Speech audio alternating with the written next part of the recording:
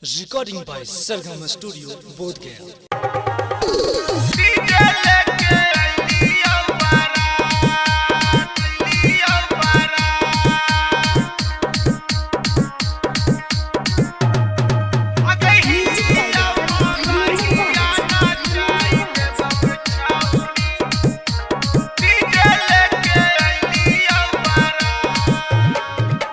जरहरा से अली बाराती आगे छाउड़ी बोला ना तू ऐठल ऐठल बात।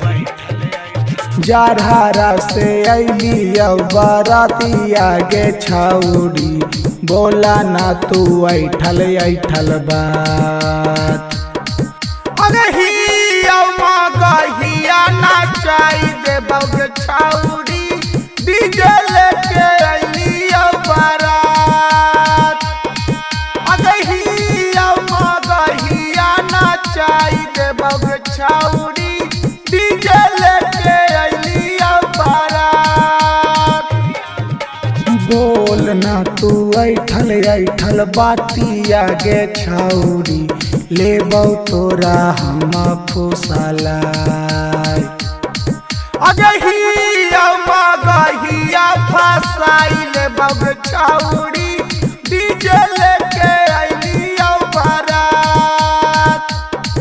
अगहिया मगहिया फसाइल बग छाउड़ी डीजे लेके अलिया बारात।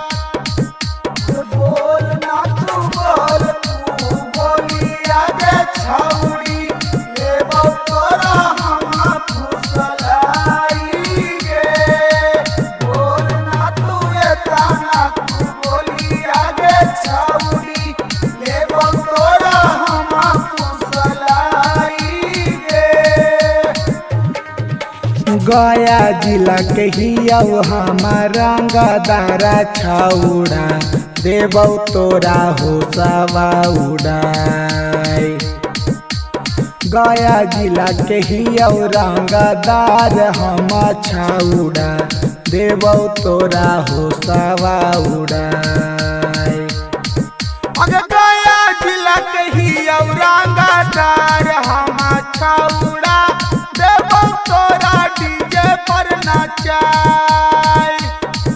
अगर गया जिला के हिया रंगदार हम छाउड़ा देबौ तोरा डीजे पर नचाई।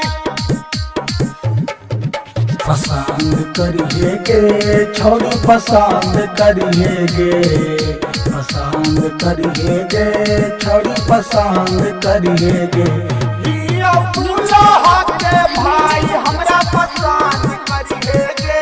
हिया दूल्हा के भाई हमरा पसंद करिए गे। गया कावा गुलशना के जानी ना भूलाई लीहे तूहू दिला में बसाई।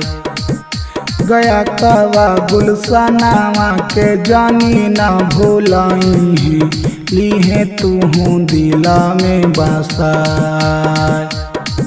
अगहिया रंगदार हम मगहिया गे छाउड़ी लेबौ तोरा डीजे पर नचाई।